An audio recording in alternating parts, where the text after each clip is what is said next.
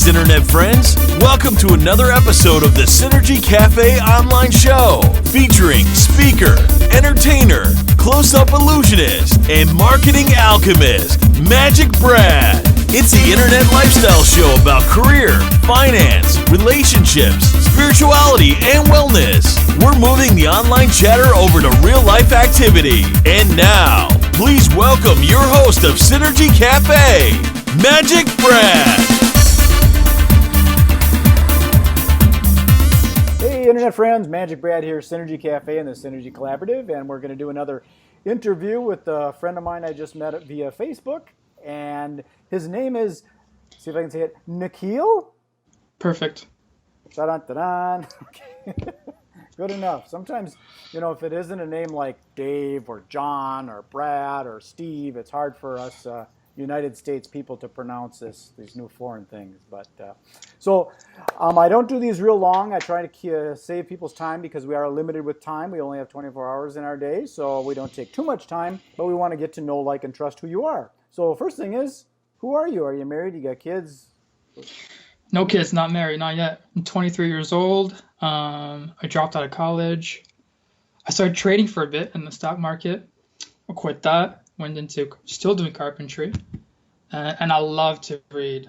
So I've been reading for about 3 years. You love to read? Read, yeah. Okay, reading. I thought you said I love to breed. No. Oh, Reading books. Read books. Yeah, my wife, she'll gobble up like 5 books in a weekend. She just loves to read. I myself like to watch video, but so you like to read? You love to read? Is that because you get that you read it and then it goes into your brain? You can visualize it. I like to watch videos too, though. I mean, I love documentaries. Yep. Right? I love stuff like this too. Yeah. Yeah. Okay. I love being educated. And you're up in Canada, right? Yep, Toronto, Canada. Toronto. I've got a friend, Tricia. I think she's got family up there in Toronto. I think it's Toronto. I got to figure out my geography better. I mean, you guys are northern neighbors. I should know what's on the left and what's on the right, right? Right. We're not that far. So you'd mentioned carpenter. What else do you do? I write on my website. I just started a year ago. So a blogger then? Yeah, a blogger, but yeah, a blogger. So you blog and then just write other stuff and just get it out there. Because basically there's blogs everywhere now, Twitter's a micro blogger, and then LinkedIn has the things you can blog on there, and you can write, Facebook's got it. So you're a writer, and you happen to use the internet as a what do you call it, as your palette. My platform, yes. Yes. So where do you do your writing? I guess 2 questions. Where do you want it to get out to? And also, where do you do it? Do you grab a cup of coffee or tea at a coffee shop and write there? Or do you write right there in your studio? Or I found it's really just like in the moment type of thing. Sometimes I force myself to write. Like I'll set an amount of time to write. But sometimes I have to go to a cafe to write. Or sometimes I can write right here. It's just a switch of energy, okay. Right? Sometimes I change my pen. Oh, really? Yeah. You seem a lot like my wife. Sometimes I want to get up and talk in the morning, have coffee together, but she has to go right into her office and get in a zone and write. And she pays, those expensive pens. To me, a pen's just a pen, as long as it writes, it's good. Right. It's a good pen, but she's got these fancy ones that are made out of like deer antlers and stuff, and the way she feels it and all that stuff, and how it scribes. And so you're one of those, huh? You gotta. Yeah. If you Google it, there's actually interesting stuff about pens. There's the friction from it. Sometimes you get an idea really quickly, you have to write it really fast. And if you have like a really cheap pen, it can't write as fast as a fountain pen. So it's really interesting. Okay, that makes total sense, because if you got a pen that's not writing and you got this idea, you're trying to write it down and you can't do it. That can be really frustrating. There goes the idea. Is, right. Okay, I get it. Here's a quick tip. A fountain pen is the fastest pen because it's the ink is pure liquid. Oh, yeah, so they're just gliding out of there. It just glides away. There was a place down in Asheville, North Carolina. We met this couple that has this place called Origami Ink, and they sell pens, and there's just a subtle difference between like a black and a little bit lighter. And I'm amazed that they're looking at these 2 things, and I'm kind of like, it's just freaking ink, It's just a pen. Yeah. But to you guys, that really makes a big difference.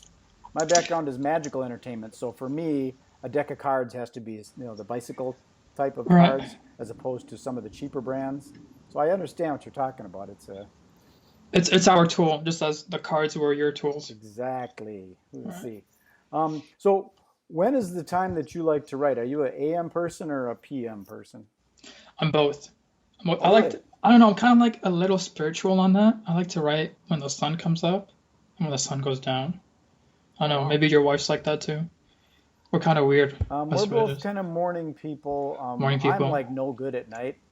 I was up at 4 o'clock this morning, so I see the numbers 444 a lot. And when the sun starts to set, when it's winter like this, I kind of like, oh my God, I'm tired. So I'm not very productive in the evening hours. I'd rather Right. do nothing. I prefer the morning too. Very cool. So here's my big question. I like to ask this one, and this is the big why question. Why is it you do this? Like you said, you're into carpentry. Why don't you want to follow a path of carpentry? What is it about writing that is pulling you to do that as a calling? Good question. That's a very good question. Here it is. I've been reading just as your wife is reading for 3 years, and something gets into you where you're sucking up the world, right? So like I read a book from somebody and I suck up all the way he thinks, blah blah blah, and it comes to a point where you want to give back, right? And you know a lot of stuff, and so you want to write it, make a nice little package, and just to share with people, just to give back. Okay, I get it. And basically, what you do is you take the information in, process it, and put it out in your own words. So maybe people more of your generation might understand what us old geezers wrote before or something, right? Right, right. So what I'll usually do is I'll take about like 5 or 10 books from one category. So for example, right now I'm reading books on artists and writing. So I'll read about like 10 books. I'll take like the best ideas, put it in a blog, and quote those people. Okay, you're like a Like a researcher, curation scribe. a curation, right? I like to call myself a researcher. All right. Well, like I said, I don't like to do these too long, so I'm going to shorten this up, and then what I'll do is I'll take this video and I'll propagate it out to the internet, and when somebody finds something with keywords and hashtags and all that stuff, who knows what might happen. So Let if the there's magic anything happen. else that you might want to express or say, or how to get a hold of you, or who you want to connect with and collaborate and synergize and all that kind of stuff. Well, if anybody you guys like health, finances, meditation, I have a unique view on all those three things. So if you guys like those things, find me on Twitter at intelligent CIT, which stands for citizen, and the website's yeah, Intelligent citizen. right, and the CIT. website's intelligentcitizen.ca. Oh, we need someone. We need more of those, I need especially more down of here in the States right now. that. I get it. So just another little thing. So it's finance and health. That's very interesting because I was just talking about some people. Because if you don't have your health, what's the point of having finance? You know, unless you've got some people to leave it to or something. But why would you want to make a bunch of money and then just hand it over to your survivors? So take care of yourself, right? Right. I like to say the richest people in the world would pay billions of dollars just to have an extra year. Yeah. So, for example, like Richard Branson, I bet he would pay millions of dollars if you could guarantee him another year of his life. Oh, that's an interesting point. That's a very interesting point. So if a person's on their deathbed and they're thinking, I'm not going to make it, you Right. got millions in the bank that go, hey, here's a couple million. Could you give me a couple more years? I think they would do it. Yeah, here's like 200 million. Here's a Yeah, pill. I think they would do, I think 1 year of life is worth way more sure. Well, that's than kind of 200 our million. goal is to end up with a zero bank account on our deathbed. I like that. I like that. That's a good point. Just Yeah. spend it all, get it done. Okay, well, I appreciate you again taking your time, and if you want to stay on, we'll chat a little bit further, but I'm going to close off the recording, and then I will propagate this out to the powers that be. All right. Well, thank you Peace, for love, and watching. happiness. This is MagicBrad signing off, and how would you say your name again? Nikhil. Nikhil. Perfect. Be well.